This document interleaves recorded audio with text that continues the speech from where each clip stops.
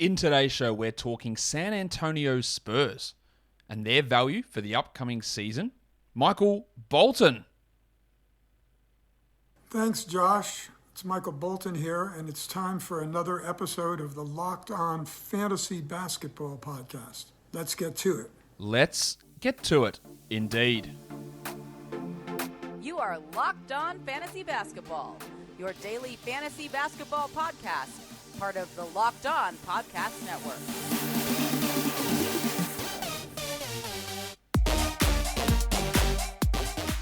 Hello and welcome to the Locked On Fantasy Basketball Podcast, brought to you by Basketball Monster. My name is Josh Lloyd and I am the lead fantasy analyst at basketballmonster.com and at Yahoo Sports Australia. And you can find me on Twitter, as always, at redrock_Beeble and on Instagram at Locked On Fantasy Basketball. We're here to talk about the Spurs with the host of the Locked On Spurs podcast, Jeff Garcia. So let's bring him in.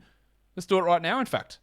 All right, here he is, the host of the Locked On Spurs podcast. Jeff Garcia is here with me. Jeff, welcome back for another show. Hey, Josh, what's going on? It's been a while, man. And hey, this is how old I am. I thought I was going to be the old school audio way. Look at this new fancy YouTube we got going on here. I know. We've got the whole setup, got the screens, got the video. This is the expansion of Locked On into the full-time video stuff as well. I have not crossed over into the YouTube yet. It's coming. I'm kind of waiting for the new season. Yeah, I'm more waiting for the season to start. So it's coming. Don't worry. You'll be on YouTube before you know it, Jeff. We're going to talk about this Spurs team. And yes, sir. The way we start off, or the way I've started off doing all these shows is asking my local expert to tell me what their projected starting five is. Now, people are going to see your projected starting five here, and they're going to say, there's a player missing out of this group. Now, let's get this out of the way now. You and nearly every Spurs person who follows the team or reports on the team, who covers the team, assumes that Thad Young will not be on this team to start the season. Is that correct? Yeah, I mean, that's where all signs are pointing to. I mean, the fact of the matter, the Spurs haven't even introduced the man yet at all. Not even for Amino as well. They introduced Buckets, Doug McDermott. They introduced pretty much all the new guys, even down to the new rookie, Josh Primo. But they have yet to introduce Amino and Thad Young. All signs are pointing that he likely won't be there maybe to start the season. Again, I'm just assuming they're going to go that route. And even if he is a Spur to start the season, it might be very short-lived. So that's why I kind of went with this adjusted lineup. So let's have a look at this adjusted lineup because they've got 17 guaranteed contracts. Two guys need to go. Like we thought, okay, they waived Chandler Hutchison, so that was one of the ones to go. And then they still have Aminu's one of those other ones who's going to go for sure as well. I think we're pretty confident of that. But looks like Thad might be the other one to go, whether that's in a trade, a dump, a buyout, whatever it is, because they have too many guys under contract. And when they brought Keita Bates-Diop back, that basically sealed the fate of Thad not being there. But let's talk about your projected starting five to begin the season without Thad Young. There it is. Dejounte Murray, Derrick White, Keldon Johnson, McBuckets, Doug McDermott, and of course, Jakob Poeltl'soffense. Safe to say that's probably going to be it. Again, caveat everybody, it's assuming Amino and Thad won't be there. If Thad is probably still in uniform, technically, maybe he takes over for that Doug McDermott spot. He likely will. But all intents and purposes show this could be the possible starting five. One thing I like about it is, Josh, they have somebody who can actually make three-point shots. They finally did it. And I'm glad they did that over the offseason by bringing in McDermott and Bryn Forbes. Yeah, well, McDermott's obviously an elite. The problem with McDermott and Forbes, though, is they're great shooters. Can't do anything else, but they are really, really good shooters. Yeah, Derrick White can be a pretty solid shooter. Keldon Johnson, I'm not sure he's going to be a good shooter, nor with Dejounte Murray. But at least having someone like McDermott and White in there to help space that floor helps, as opposed to having DeRozan and Aldridge in those two spots who just wouldn't shoot or space or do anything like that. The bench unit, Jeff, there is a lot of options that they can go with here. I think we're gonna Lonnie Walker is going to be in that group. I think Devin Vassell is going to be in that group. I think Bryn Forbes is in that group. But then the last couple of spots might be sort of up in the air.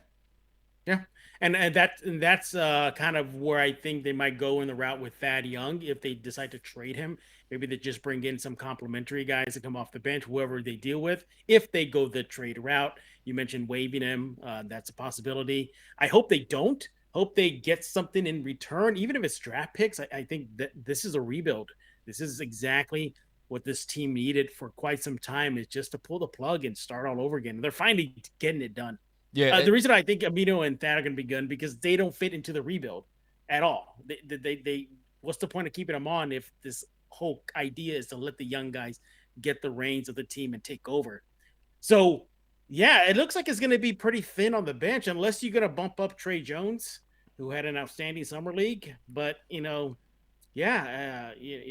seems to be that needs a little bit more beefing up as the season gets closer. Well, that's what I was going to say. Because if you look at that group, like Walker's going to play, Vassell's going to play. You would think they bring Forbes back, but that means they don't really have a point guard. Now, I know in the past, Greg Popovich erroneously has played Bryn Forbes as a point guard. He is not a point guard. He cannot pass. He cannot run an offense. But you would assume that Walker, Forbes, Vassell all play, so that makes it harder for Trey Jones to find that spot. Is there a chance that they brought Forbes back and they won't play him? I think, when you talk about guys in the rebuild, Forbes isn't young. Like, he's not young. I think that I'd rather see Trey, Lonnie, and Devin in that 1, 2, 3 coming off the bench. But is there any chance that Forbes doesn't play? Yeah, real quick, just think about Forbes. When he was tasked to run the point, that was when Dejounte Murray busted his knee. Yep. They were forced to do that. And as a matter of fact, that was his early years in San Antonio, and that's when he was still kind of coming back from Austin to San Antonio, the G League back. And he told me at that time that the Spurs were asking him to learn to play the point guard. We know why, but obviously that doesn't work. It doesn't fit. I just think there could be a chance that if he shines, I highly doubt it though, Josh. But if Joshua Primo does pretty well in Austin, maybe after a couple months, maybe he cracks some sort of rotation minutes. I mean, even if it's 2, 3, 5 minutes, something, that's a chance there. The team is very, very high on him. It was a very head scratching pick. I saw your video. I saw your reaction to it. I was laughing. I was at Barclays and I saw your reaction after you posted the video. I was just like that, but maybe they're onto something here. And this is a rebuild, Josh. If this is the Spurs pulling the plug and stop trying to rebuild on the fly, then why not? What do you got to lose, San Antonio? You have everything to gain by letting an 18-year-old, the youngest player in the league, to get some sort of burn. I'm not saying he's going to get 20, 15 minutes, but I would hope they don't stash him completely in his rookie season. Half the season, okay, fine, I get that, but give him some time to shine. Maybe fill out that bench that way. I think I don't think they're just not done yet. I think they're going to add more pieces to this team. It's going to be interesting to see how they do that. I also think that maybe with obviously Vassell last year, Walker a couple of years ago, it's still about acquiring talent, but I am not convinced, and we'll talk about this in a second, I'm not convinced that the Spurs fully believe in Lonnie Walker as that guy, and he's heading into restricted free agency coming up soon, or a rookie extension coming up soon, that maybe they're hoping that Primo and Vassell are those two guards to come in, and then when one has a bench role, and Derrick White's not particularly young, he's like 27, that those guys push in, and maybe Walker gets squeezed out. Jeff, before we go any further, actually, let's go to the next point. Zach Collins, he was signed, head-scratchingly, for a long-term deal. Is he going to play this year? Like, he's had, I think his third foot surgery. He had it in August or July, this latest foot surgery. That's coming off the one in the bubble, then another one at the start of last season. Like, is he going to play? Probably not. I mean, what he's projected to maybe just be okay off that cast up near the All-Star break-ish. Okay, so then he takes off the cast, he gets off the crutches, then there's getting into game shape, and then there's getting your legs back, and then there's still learning that Spurs system. By that time, look, if their season is done, like there's no chance for them to make the playoffs, let alone the play-in tournament, fine, get them out there. But if he does play, it'll be very late in the season, very late. The Spurs are notorious for going above and beyond and then some when it comes to injured players. So they'll probably take the same approach with Zach Collins. But again, another head scratcher. I mean, again, this is a team that's playing the long game, Josh. We know they're doing that. They flat out said it after they drafted Primo, when Brian Wright told everybody that was on the Zoom call, he's going to take his time. We're going to take our time. They can probably do the same thing with Zach Collins. It's definitely, a move for the future, and I think the Spurs are finally eyeing the future instead of trying to look at the present. Well, Jeff, football is back, and the best place to place your bets for football, college or pro, is at Bet Online. You've seen your season opener for the NFL is done. We've got the rest of week 1 coming up, and if you want to place your bets, go straight to Bet Online, as well as the updated odds, props, and contests, including online's biggest $500,000 NFL mega contest and the world's largest $200,000 NFL Survivor contest. So head to the website or use your mobile device to sign up today and receive your 100% welcome bonus with our promo code LOCKEDON. BetOnline is the fastest and easiest way to bet on all of your favorite sports, from football, basketball, boxing, or even your favorite Vegas casino game. Don't wait and get involved and check out all of the latest promos and things they've got going on for the 2021 season. BetOnline are your online sportsbook experts. And then you're watching your live sports, you're watching your football, you're watching whatever it is, baseball that's going on. And then you've got another thing you've got to look at for your on-demand streaming shows. And then you watch your highlights on your phone. There's just too much clutter. Stuff is all over the place. And you need to find a way to get it all together. I want to tell you about a great way to get all that entertainment you love into one place. And that is DirecTV Stream. It brings your live TV and on-demand favorites all together into one place. So now you can watch your favorite sports, movies, and shows all together. That means no more juggling remotes and no need to buy another device ever again. And the best part, there is no annual contract. So get rid of the clutter and the confusion and get your TV together with DirecTV Stream. So check it out at directtv.com. That's directtv.com. Compatible device required and content varies by package. Let's go to the next question, Jeff. Who leads the Spurs in usage this season? Everybody.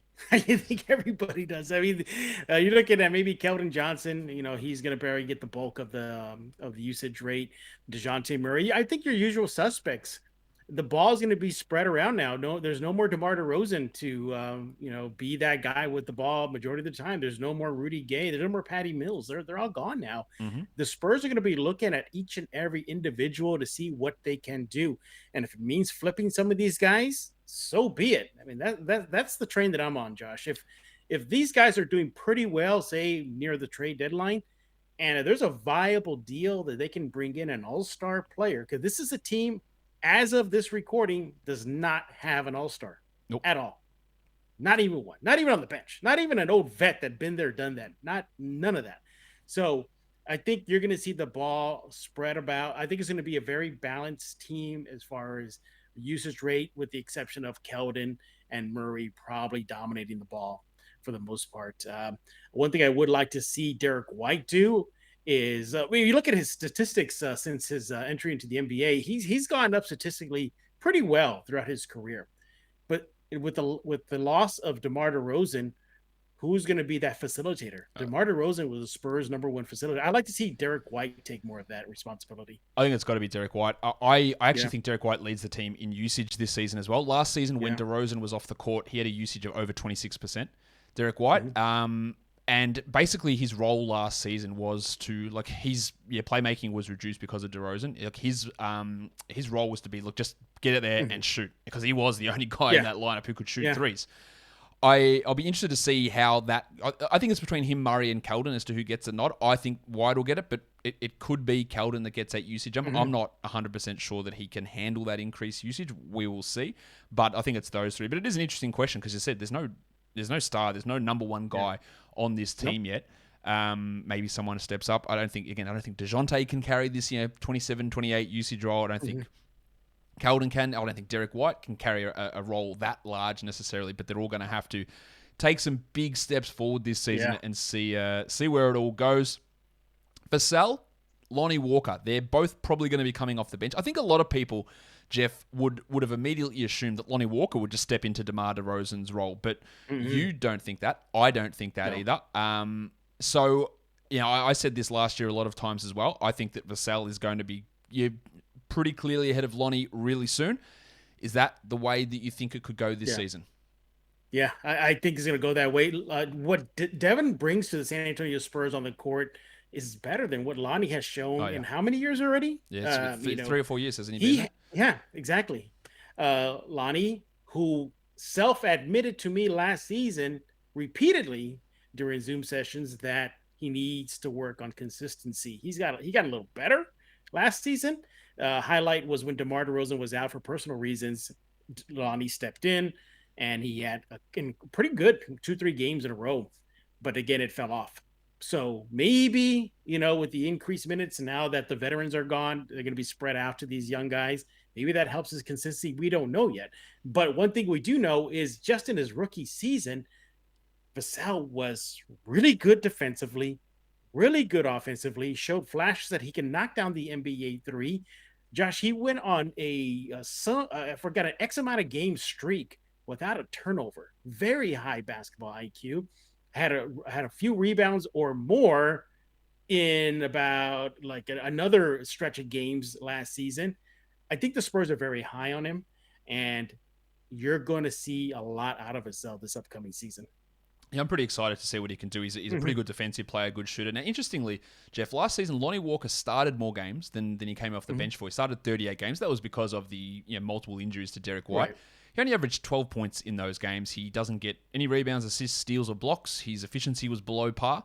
Again, I don't really know what Lonnie offers, but look, I guess there is a chance they could start him and bring Doug McDermott back off the bench like he did in Indiana alongside Keldon Johnson. I don't think, if you were looking to build for the future, I don't think that's Walker's role in the NBA, but they could very easily go that direction and start him. But yeah, he was dreadful for a fantasy perspective last season. He was the 280th ranked player despite playing 25 minutes a night, which is obviously horrible in those sort of minutes. And he just has struggled in so many areas over his career. And I think Vassell's got significantly higher up. So let's see whether Pop goes that direction or not. I don't know. We'll find out. Jakob Poeltl. I was very impressed with Poeltl last season. In fact, I had him in my top 3 for Defensive Player of the Year. That's how impactful I thought he was defensively for this team. We don't have any worries about what he does on that end. Yeah. I've had not arguments. People have been telling me, I think it's mainly people who are being like Homer Aussies, like, oh, Jock Landale's coming in. Yeah, the Spurs have got no center. He's going to get it right. I go, no. They've got a center. He's really, really good. And it's Jakob Poeltl. My question to you is about Jakob Poeltl, because I'm convinced, I know he's an NBA starting center. I know he's at very worst a top 5 NBA center in terms of defense, like at worst. Can he do anything offensively though? Can we see? Look, someone's gonna have to take shots. Is there any chance that he can do more of that? At this point of his career, I don't know. He has been very vocal in his home country. With his native media, the APA, the Austrian press, that he's aware that he's going to have to step up his offensive game now that DeMar DeRozan is gone and the other 2 veterans are gone. He said the exact same thing last year, Josh. Even in training camp last year, he said that, he's working on his shot and it's falling down. And then nothing happened. And he shot 30% from the free throw line. Yeah, exactly. So as good as he is defensively, he's a major liability on the offensive end, and we saw Jakob Poeltl last season for a few games. So this is where I don't think he's going to take over Poeltl's starting role, but this is where a guy like Jock could take advantage of maybe creeping in and getting some minutes because he has some sort of ability to knock down the outside shot as a stretch big. Eubanks once in a while shows he can do that. In this offseason, he's been sharing video of himself knocking down shots, but so do all NBA players do. I mean, it's an empty gym. They're going to be knocking him down, but that's where Jock could probably take advantage of his skill set right there, is just show the Spurs coaching staff that he can knock down a mid-range shot, an occasional 3-point shot. That could open his eyes. That could open eyes for the Spurs coaching staff. But again, he is a rookie. We know how Pop is with young guys. Absolutely. Now, Jeff, big question for you. Do you know how to fix your own car? Yes, I do. My dad taught me. There you go. So I assume then when you're looking for parts for your car, you know exactly where to go, and that is rockauto.com. Because, Jeff, you wouldn't go to somewhere where you got to pay more money. That sounds ridiculous. Nope. You go straight to rockauto.com. Why would you pay 30, 50, 70, 100% more for the exact same parts for your car or truck? Rock Auto is an online family business. They've been serving auto parts customers for the last 20 plus years. So go there. Go to rockauto.com. Check out their website. Check out the great range of products and parts available for your car or truck. And when you've selected what you need, because you'll find what you need there for sure. Don't worry about that. Put it into your cart and in the how did you hear about us box, write Locked On, so that they know that we sent you. Amazing selection, reliably low prices, all the parts your car will ever need. rockauto.com. Now, the last question, Jeff, is what's your favorite? Yes, sir. What's your favorite Built Bar flavor? You know what? The Grasshopper. I actually did like the grasshopper cookie. It was really good. I haven't had it yet. I need to get those sent out here. I have not had grasshopper, but I am looking forward to being able to try that one. But regardless if it's grasshopper, if it's cookies and cream, if it's orange or raspberry or strawberry, these are delicious, these protein bars. And not only are they the best tasting protein bars ever, they're also healthy. 17 to 18 grams of protein, 130 to 180 calories, 4 to 5 grams of net carbs, and 4 to 5 grams of sugar in these bars. So delicious and healthy. What a great combination. So get your Built Bars. Go to Built.com, find the flavors that you want, or get a mix box where you get all those flavors chucked into one box and you can try all the ones and see which one's your favorite. Use our promo code LOCKED15 and you save 15% off. So Built.com, load up your cart, go to checkout, LOCKED15, save 15%. Built Bar are the best tasting protein bars ever. One last quick question for you, Jeff, before we leave. Luka Samanic, first round pick, I thought was overdrafted a couple of years ago. Hasn't really had much NBA experience. I guess he's shown some flashes. Can he establish himself as any sort of regular rotation play? Yeah. Could he, we talk about maybe McDermott's better in a bench role. Is there any hope that maybe Samanic could be a 22-minute a night starter and play some defense out there and be useful for that? I'm not sure he's there, but you tell us what you think. I would not be surprised to see if Luka getting some run in that starting five. Would not be surprised at all. It is his time. It is his time. Year 3. He's going to have to show exactly why he was the number 19 pick in the Spurs' eyes a few years ago. He's added on quite a lot of muscle since his teen days, obviously. He's showcasing this offseason that he's dedicated to working on his craft. Good, because I bring that up, Josh, because in years past, you would go to his social media and he'd be sharing moments with females or getting inked up and tattoos left and right. This offseason, he's sharing a lot of videos of him in the lab working out. Good. Okay, fine. I'll take it. We saw last season in the G League that he just dominated. I mean, he was just, heads above the rest. When he came to San Antonio after getting recalled, he got the starting job. And guess what? He played pretty well to the point where Popovich said he earned some minutes. But Rudy Gay came back. Yeah. And there you go. That's where the minutes went for Luka. I expect big things from him. I better see big things from him. I think the entire Spurs fan base is expecting a lot out of him because there's no excuse anymore about being in the G League. Because Josh, you probably know this better than me. I think there's a certain amount of times where a player can be assigned to there. And I think the Spurs have exhausted that with Luka.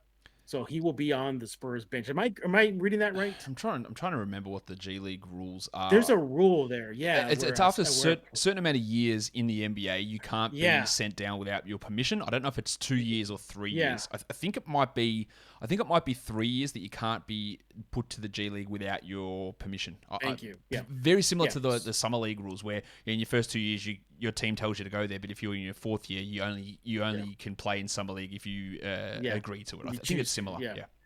Yeah. So I don't think he would want to go to the G League. I would hope he would say no, that he doesn't want to go to the G League.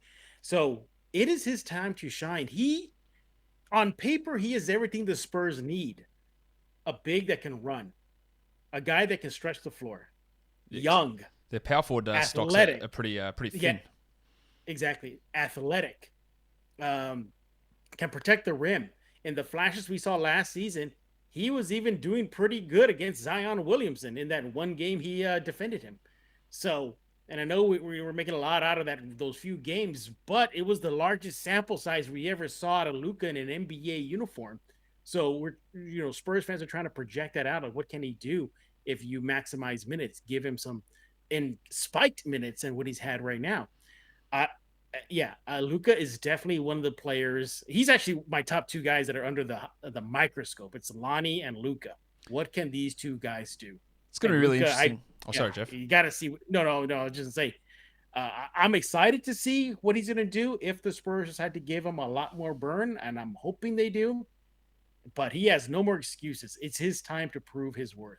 It's going to be really interesting to see how this team, what they decide to do, what happens with Thad Young, what happens with Aminu, and how they run this rotation. Of course, Jeff, you'll cover it for us all over on the Locked On Spurs podcast. Thanks for coming on Locked On Fantasy Basketball with me. Anytime. And that will do it for today's show. Don't forget to follow this podcast, Apple Podcasts, Google Podcasts, Stitcher, Spotify, and on the Odyssey app. Give me a thumb up. Leave your comments on YouTube. Subscribe. Tell all of your friends, guys. We are done here. Thank you so much for listening, everyone. See ya.